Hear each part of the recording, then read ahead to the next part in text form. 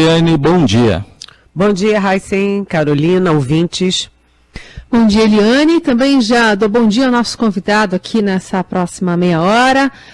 Ex-ministro, ex-governador de Ceará, Ciro Gomes, obrigada por estar aqui também. Bom dia, bem-vindo. Bom dia, Carolina, bom dia, Raicen, bom dia, Eliane Castanhede, a toda a gente querida do Brasil que está na Rádio Eldorado. Queria começar perguntando para o senhor como é que está o acompanhamento da CPI, né? A gente tem cada dia mais assuntos sendo revelados em relação ao combate ou não à pandemia do novo coronavírus aqui no país, e também uma momentânea pausa, né, de pedidos de impeachment do presidente Bolsonaro, até pela quantidade de temas em progresso em Brasília, que também podem levar a esse caminho, mas além da comissão, orçamento secreto, dificuldade de aprovação de pautas para destravar a economia, como é que o senhor está observando os trabalhos da comissão? Eu estou observando com muita preocupação e já com uma angústia que eu não consigo conter. Nós estamos vivendo no Brasil hoje a pior crise da nossa história. Eu não tenho nenhum exagero nesse argumento, eu tenho uma vivência na vida pública brasileira, uma experiência que é muito rara de ser encontrado, mais de 40 anos já de atividade. Eu nunca testemunhei um encontro tão trágico de uma crise social, não é, que faz com que mais da metade da população brasileira esteja hoje ou empurrada para a informalidade, ou abertamente desempregada, ou no desalento. E nós estamos falando aí de 19 milhões de pessoas que estão com fome hoje, na hora que nós estamos conversando, 130 milhões de pessoas que não têm segurança alimentar. Isso também são números sem precedente na história brasileira. Dentro de 45 dias, pelo andar trágico da carruagem, desse encontro de um vírus perverso com um governo genocida e incompetente, nós estaremos em luto por quase meio milhão de brasileiros. Do seu ponto de vista econômico, nós temos uma tragédia, não é? Do seu ponto de vista das contas públicas, nunca vi números tão assustadores. Tem uma retórica aí de orçamento de guerra, orçamento não sei de quê, mas no caixa da União, o buraco é de quase R$1 trilhão nos últimos 12 meses, e a dívida pública caminha aceleradamente para, pela primeira vez na história, arredondar em 100% do PIB. De maneira que há um encontro de uma crise sanitária, uma crise social e econômica e uma crise de credibilidade internacional. O Brasil foi feito um pária internacional, que me fazem ficar muito preocupado com a sorte do nosso povo. Candidato, a força do hábito chamar o senhor de candidato, mas daqui a pouco a gente vai voltar a esse assunto. Daqui a pouco vamos entrar nesse assunto. A Globo inventou isso, a concorrente de vocês, a Globo inventou isso, a gente tem nome, pode me chamar de Ciro.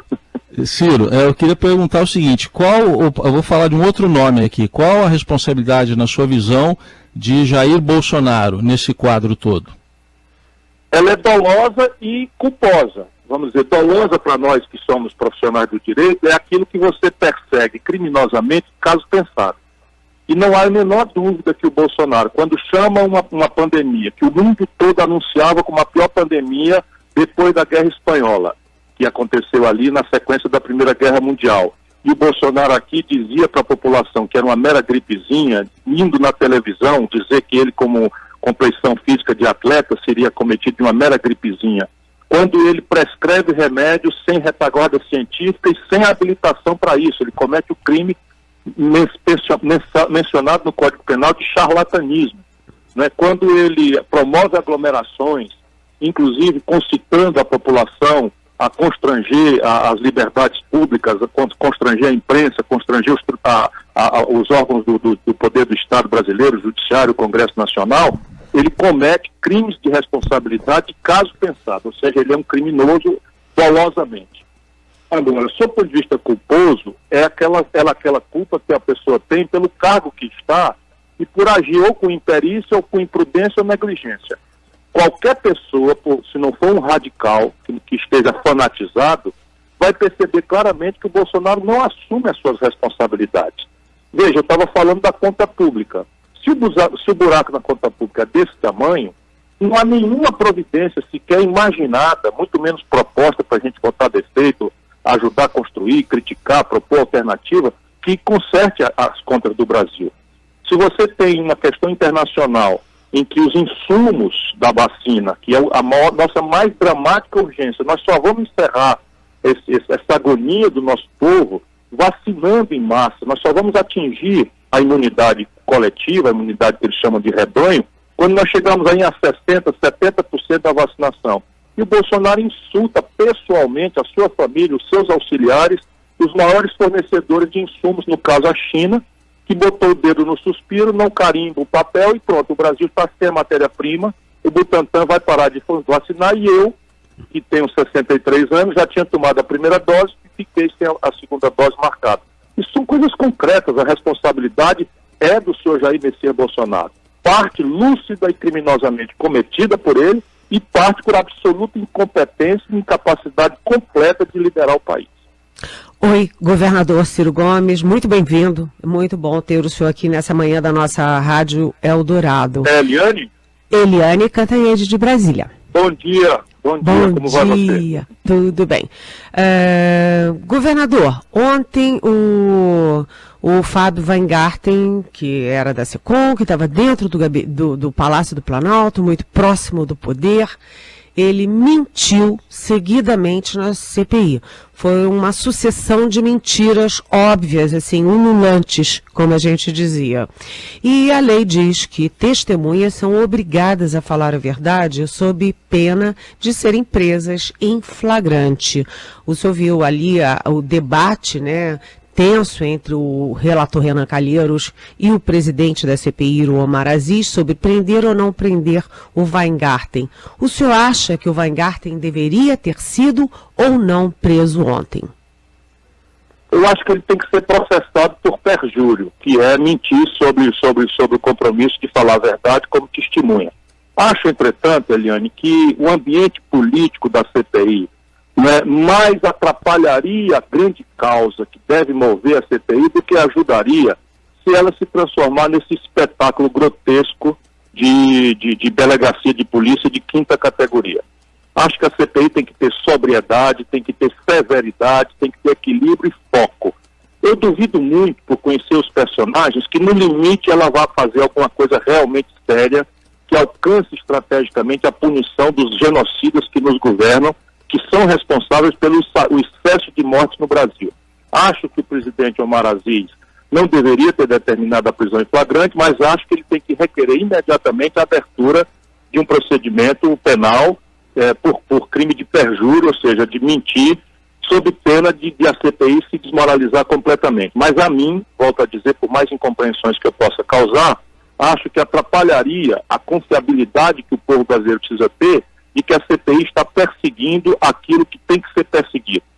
Parar com a atitude genocida e irresponsável do governo, estabelecer as urgências necessárias para vacinar o nosso povo, pressionar pela aceleração das vacinas, reestruturando as relações internacionais do Brasil e, fundamentalmente, apontando para o futuro as causas pelas quais o Brasil chegou tão ferrado, tão vulnerável, tão, sensivelmente desgraçado, é uma palavra que está no meu coração, nesse momento trágico da nossa vida. Bom, a gente está acompanhando também, né, além da CPI, outras pautas. Tem, por exemplo, o tratoraço, né, o orçamento secreto, que está relacionado com DEFASP, que é uma companhia de desenvolvimento dos vales do Rio Francisco e do Parnaíba. E quando ministro da Integração Nacional no governo Lula, o senhor viu muito de perto essa atuação da empresa. O senhor defendia com afinco, inclusive, a transposição do Rio São Francisco.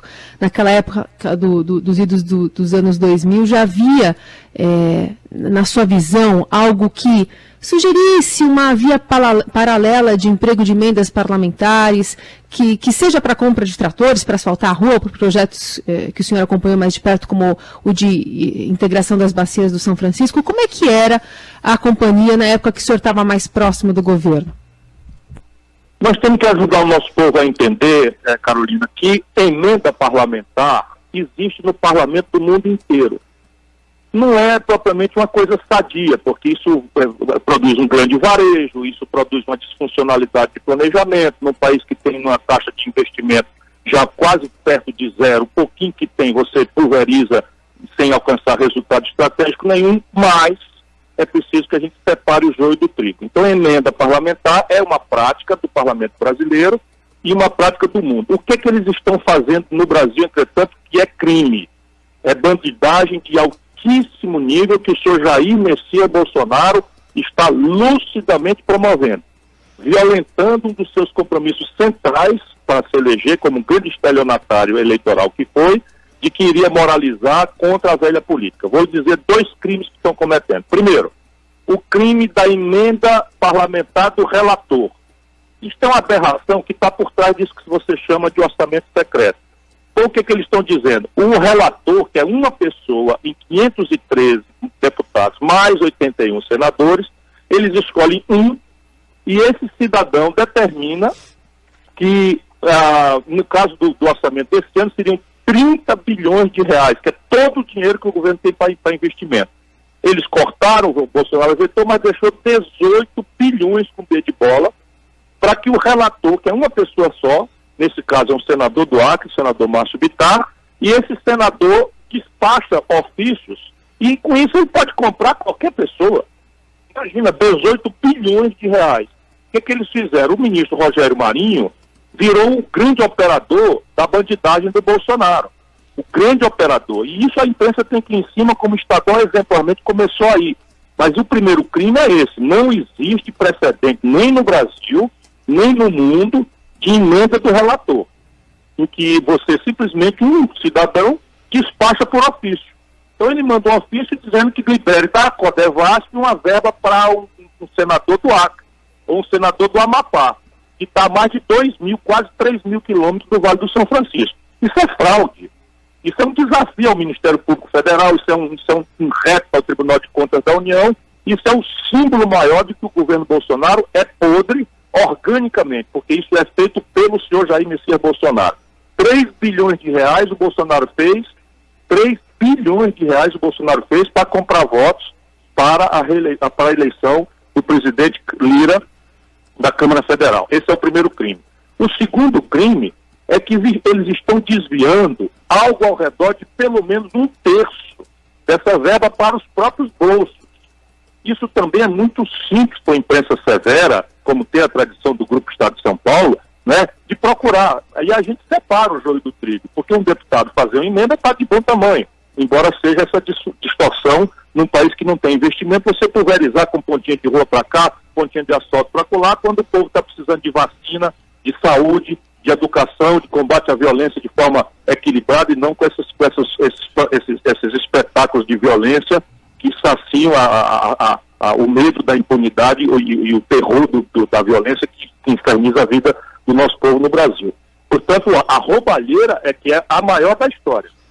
Bolsonaro se elege com discurso moralista e eu, com a experiência de 40 anos, de ex-ministro 2 vezes, ex-governador, ex-prefeito, afirmo sem medo de estar cometendo nenhuma injustiça. É a maior roubalheira da história do Brasil. A pesquisa do Datafolha, que acaba de ser divulgada, mostra uma vantagem do ex-presidente Lula sobre Jair Bolsonaro. O senhor aparece com 6%, mas no segundo turno, nas várias simulações, na sua com o Bolsonaro, o senhor ganharia. Bom, queria uma avaliação sua desse cenário da pesquisa eleitoral. Veja, assim, a pesquisa é um retrato de um momento. E a vida é um filme, a vida é uma novela, né, que tem viradas, a gente pensa que o vilão é o mocinho, daí a pouco o mocinho é o vilão, enfim. E isso, para quem tem a experiência que eu tenho, tem que ser olhado com esse critério. Então você tem um momento da vida brasileira que é absolutamente natural. Primeiro, a excitação pré-eleitoral absolutamente exótica, na medida que nós temos, falta um ano para que os primeiros atos oficiais de uma campanha sejam praticadas. O que é que eu quero dizer na prática? Em abril do ano que vem, daqui um ano, portanto, nós teremos o prazo final de filiação. O Luciano Huck, que está na lista, é candidato? Vai se filiar? Ninguém sabe. O Dória vai sair do PSDB? Vai continuar no PSDB? Vai ser candidato à reeleição? Ninguém sabe. Né? O Moro vai se filiar? Ninguém sabe. Todos estão postos na lista, que dispersa bastante. E na medida em que essa dispersão acontece, você tem, primeiro evento claro, que eu tenho tentado prever há algum tempo, pela minha experiência, não é porque sou profeta, é o derretimento do Bolsonaro. Percebe? Finalmente chega no meio do povo, do nosso povo mais simples, mais sofrido, a compreensão de que o Bolsonaro enganou a sociedade brasileira, prometendo combate à corrupção, sendo um grande corrupto e líder de corrupção, prometendo, né, uma nova política e sendo o representante da maior velhacaria clientelista, atrasada, de suborno, de centrão, etc., com os filhos envolvidos em ladroeira, corrompendo as esposas. prometendo uma mudança econômica que acaba levando o Brasil à pior crise da história em um único ano, 4,1% de queda, e você tem, por exemplo, que outros países não tiveram isso, né? E suspendendo o socorro emergencial, tendo uma atitude absolutamente irresponsável, incompetente, genocida, assassina em relação à pandemia. Tudo isso finalmente está chegando, né, na alma do nosso sofrido povo brasileiro. E no imaginário do povo brasileiro, o anti-Bolsonaro é o Lula. Por que esse negócio acendeu tão gravemente? É porque 5 anos depois, né, com todo o respeito que a gente deve ter pela institucionalidade, mas francamente não dá para elogiar que só 5 anos depois o Supremo Tribunal Federal Brasileiro, por sua maioria, descobre que o Fórum de Curitiba estava errado. E o Lula, que é um espertalhão, diz logo para o povo que foi absolvido. Ele não foi absolvido de nada. Apenas o tribunal achou esse expediente, 5 anos depois, de dizer que o processo estava correndo no lugar errado e que agora tem que ser anulado e voltar para correr tudo do começo e tal. Mas acendeu a luz. Todo mundo se organiza, todo mundo faz pesquisa. Uma pesquisa dessa custa quase R$1 milhão para fazer no Brasil. Quem está por trás disso pagando? Não interessa. O fato é que o mais irrelevante nesse momento é que na fotografia que nós estamos assistindo, o Bolsonaro derreteu. E não é de todo improvável que ele fique fora do segundo turno. Eu vou fazer isso, vou lutar por isso, e tenho segurança, sem qualquer tipo de soberba, com toda humildade, que aquele candidato que está melhor posicionado para dar ao povo brasileiro uma alternativa a essa polarização odienta, vazia, e que causou a tragédia que nós estamos vivendo no Brasil de lado a lado, somos nós. Usei aqui plural majestático, porque eu não costumo usar, sou eu. Governador, concordo plenamente na questão do Bolsonaro. O Bolsonaro derreteu nessa pesquisa Datafolha, ele caiu para 23% no primeiro turno e a rejeição disparou para 54%, ou seja, a pesquisa é devastadora para o Bolsonaro. Mas, de qualquer jeito, a pesquisa também vai confirmando que essa alternativa, essa busca pelo candidato de centro, né, várias frentes nessa busca desenfreada, não está dando certo. E isso reflete diretamente na sua posição. O senhor tem grande visibilidade, o senhor foi ministro mais de uma vez, aliás, de uma pasta importantíssima da economia, né, a Fazenda. O senhor foi governador, o senhor já foi candidato a presidente várias vezes, inclusive na última eleição, e apesar disso está patinando no 4º lugar com 6%. O senhor ainda acredita na possibilidade de uma alternativa de centro, de uma confluência ali para um nome forte que surja? E surgir do quê? O que pode alavancar uma alternativa assim? Eu estou muito seguro, e volto a dizer, não é por desejo, não é por qualquer tipo de profecia, porque eu sou muito experiente. Eu estou muito, muito, muito seguro de que a maioria relativa do povo brasileiro vai buscar uma candidatura que não é de centro. Isso nós, políticos, jornalistas, acabamos tentando classificar essas coisas. O nosso povo não se movimenta por esse tipo de coisa. O valor que vai ser buscado de forma absolutamente clara é o valor de alguém que seja capaz de encerrar essa crônica de polarização vazia e odienta, uma alimentando a outra. Nós vamos assistir agora, aliás. O que vai acontecer? O Bolsonaro derretendo, ele vai fazer um primeiro movimento que é radicalizar naquela retórica antipetista, moralista, e vai relembrar o povo brasileiro todas as razões que fizeram com que o povo brasileiro desse a ele um boçal, um deputado inútil de 28 anos, corrupto, a essa posição de ganhar a eleição no Brasil com quase 58 milhões de votos. Então ele vai fazer isso. O povo brasileiro vai assistir, ele lembrar toda a esculhambação, as fotografias da roubalheira do Gedel, a apelação premiada do Palocci, isso tudo é verdade, percebe? E está muito amortecida porque o ódio novo substitui a lembrança desagradável antiga. Mas na economia, a Dilma derrubou a economia brasileira 7%, e ela foi imposta ao Brasil pelo Lula. A Dilma quebrou o país, do ponto de vista fiscal, com renúncias fiscais absolutamente alocadas. Tudo isso vai ser lembrado nesse longo ano que nos separa do começo do processo eleitoral. E do lado de cá, o que vai acontecer? O Lula vai proteger o Bolsonaro, porque o Bolsonaro é a garantia de uma polarização vazia que faz o povo esquecer de tudo e votar nele apenas numa lembrança difusa de um tempo místico, que é mentira, inclusive, em que o consumismo de curto prazo, né, foi um momento, enfim, razoável para a vida do povo brasileiro, não há a menor dúvida, mas que depois cobrou o seu preço. O desemprego era 4 milhões, quando a Dilma, imposta pelo Lula, assumiu, virou 11 milhões de pessoas. Tudo isso está na lembrança. O crédito farto e generoso virou inadimplência de 63 milhões de pessoas, entre os quais 6 milhões de jovens que estão com o nome sujo no SPC no começo da vida devendo fiéis. Tudo isso vem para a discussão. E essa discussão azeda, mal cheirosa, não é o que o povo brasileiro precisa. Por isso que eu tenho segurança de que uma outra proposta que seja capaz de reconhecer as coisas boas de lado a lado, mas propor uma ação de futuro para o país, é essa que será vitoriosa. Isso seria o único intérprete disso? Não. Mas aquele que tem posicionamento mais antigo, mais coerente, com partido organizado, né, com capacidade de dialogar para a direita e para a esquerda, quem tem revelado isso somos nós. Além de ter um projeto, que é a grande resposta. Derrotado o Bolsonaro, o que é que nós vamos botar no lugar dessa terra arrasada? Como é que nós vamos gerar emprego? Retomar o desenvolvimento há 10 anos perdido. O povo brasileiro está sentindo na pele o fato que faz 10 anos que o Brasil não cresce. 0 crescimento médio nos últimos 10 anos. 6 anos de PT. 6 anos de paralisia do PT.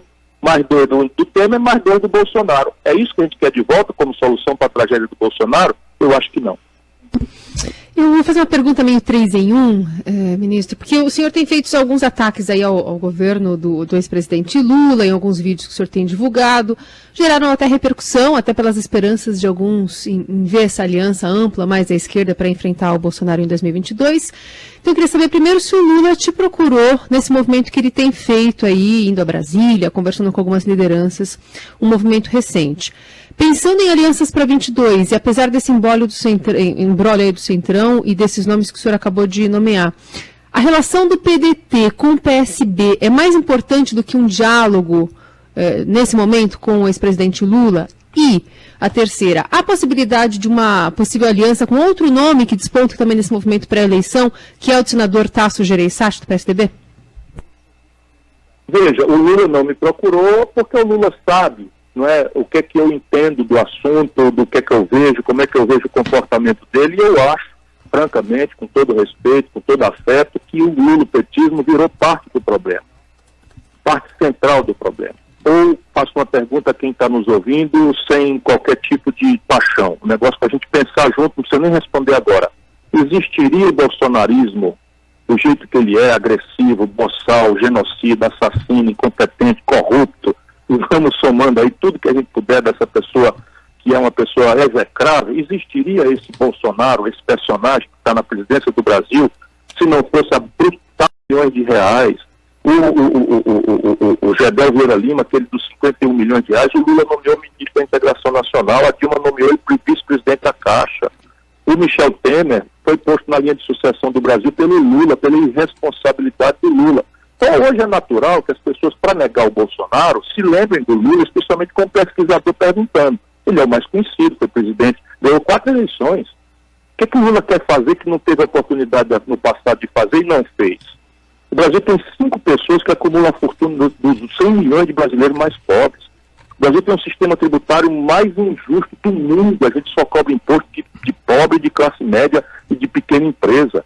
O Brasil, enfim, o Brasil chegou na mão do Bolsonaro incapaz tecnologicamente de produzir os insumos de saúde. Será que foi o Bolsonaro que fez isso?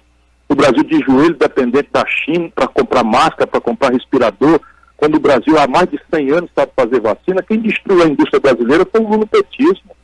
Então isso tudo me parece ser uma demonstração, uma evidência de que o lulopetismo é parte central do problema.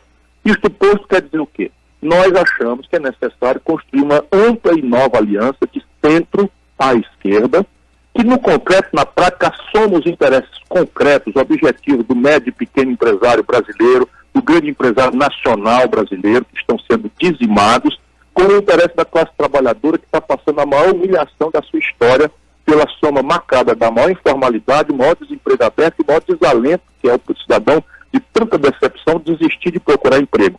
Com uma precarização em que o povo brasileiro está sendo obrigado a correr nas ruas das grandes cidades com um caixote nas costas para ganhar R$5, sem nenhuma proteção, nem hoje, nem no futuro, quando a velhice chegar. Então, veja, essa aliança de centro-esquerda, considerando o lulopetismo parte central do problema, vai para o PSB, para o PV, para a Rede e para o PDT, que somos os partidos que, sendo do campo mais progressista, mais ao centro-esquerda, não somos petistas e compreendemos a contradição profunda e insuperável e envelhecida, não se renova em nada. Caramba, o Lula fez uma viagem a Brasília agora, deu uma evidência para todos nós. Ele foi confraternizar com Sarney, com Eunice Oliveira, com essa turma toda, com o Renan Calheiros, e é isso que nós queremos de volta para o Brasil. Não foi isso que produziu o Bolsonaro? Eu vou tentar mostrar isso com toda humildade, e a população é inteligente. Quando a gente tiver condição de equilíbrio no debate, o povo vai ver isso. Então, essa aliança para nós é a preferencial. Entretanto, terceira ponto da sua pergunta, nós achamos que isso é pouco. Então, eu estou conversando aberta e transparentemente com o DEM, né? E estou conversando aberta e transparentemente com o PSD. O DEM, nós fizemos, por exemplo, aliança e ganhamos a eleição no primeiro turno em Salvador. O PDT indicou a vice do DEM, do presidente ACM Neto do DEM. E em Belo Horizonte nós apoiamos o Calil no primeiro turno.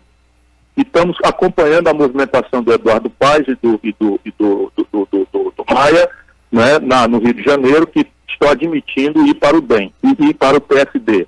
Então nós estamos trabalhando à luz do dia com esse conjunto de relações em cima de um projeto concreto que tem equipe e tem números. Agora entrou o professor Paulo Rabelo de Castro, tem o professor Mauro Benevides Filho, o professor Nelson Marconi, como líderes de uma equipe de mais de 600 pessoas que estão pensando desde as questões de segurança até as questões de sustentabilidade ambiental. E PSDB e Tasso Gereissati? O PSDB, você sabe que está dividido. Com esse lado do Tasso Gereissati é uma conversa aberta, franca, fraterna e respeitosa. Pelo Tasso eu tenho mais do que respeito, eu tenho admiração, afeto e uma imensa amizade de mais de 40 anos. Portanto, para mim ele faz parte da solução. O senhor já disse, inclusive acabou de dizer aqui, que não teria dificuldade em apoiar um nome que, enfim, unisse toda uma força aí, uma força para renovar a política, para se contrapor a esses extremos. O senhor abriria a mão da sua candidatura em favor do Tasso? Olha, ninguém pode dizer que abre mão de uma candidatura que não existe, mas que está anunciada pelo partido. Ela não me pertence. Agora, qual é a minha posição nesse assunto? Eu acho que o mais grave, inadiável, urgente, é colocar o que é que tem clareza a tarefa do nosso povo em 2022. São duas, não é só uma como o Lula quer. São duas tarefas, cada qual mais grave. Uma que nós estamos já ganhando, encerrar o bolsonarismo, tirar o Bolsonaro, né, excluí-lo da vida republicana brasileira, porque é um fascista, um antidemocrático, é um nazista, é um incompetente, é um corrupto, tudo que a gente não quer para a vida brasileira. Ponto. Essa é a primeira tarefa. Mas a segunda, mais grave ainda, pensando nos desempregados, pensando na informalidade, pensando no desmonte da educação, estão fechando as universidades federais. Tem 3 bilhões de reais para emenda comprar deputado, 18 bilhões de reais de emenda do relator, que é uma aberração jamais vista, nem na corrupta política brasileira, e vão deixar fechar o FRJ, vão deixar fechar as universidades federais, agora em junho, por falta de orçamentação, no momento em que a ciência e a tecnologia são desesperadamente a condição sine qua, ou seja, que tem ou não tendo, não vai ter progresso, não vai ter solução para emprego, para trabalho, você não pode deixar de pensar que a segunda tarefa é propor um projeto novo para o Brasil. Aí dessa conversa mole de nova política, isso não existe. Política é a boa política ou a política ruim. Né? E experiência sempre foi um requisito que toda nação pediu dos seus estadistas. Só no Brasil que a gente está cogitando botar estagiário para administrar um país no olho do furacão de uma tragédia. Se aparecer esse projeto e esse projeto responder com concretude às questões que nós precisamos propor para resolver o problema brasileiro, a minha candidatura deve sumir, não tem razão nenhuma para eu me impor.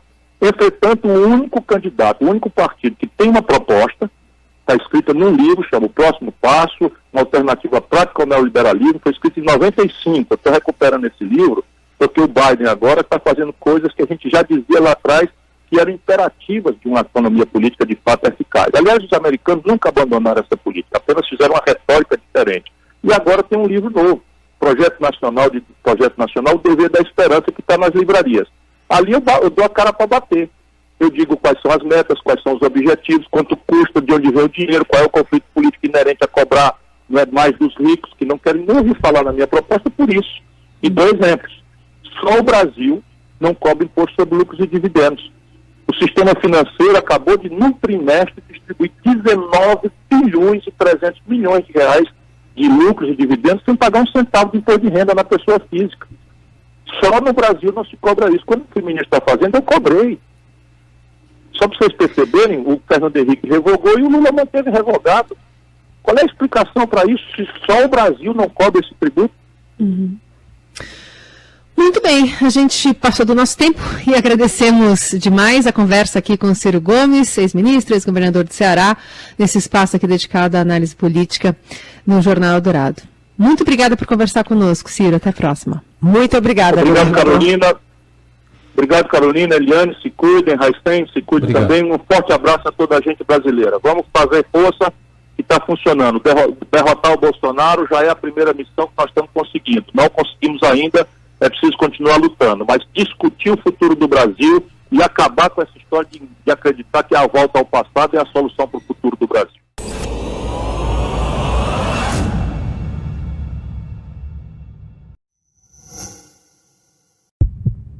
A gente quer respeito pra ser feliz de novo, quer alguém que lute do lado do povo. A gente quer emprego e oportunidade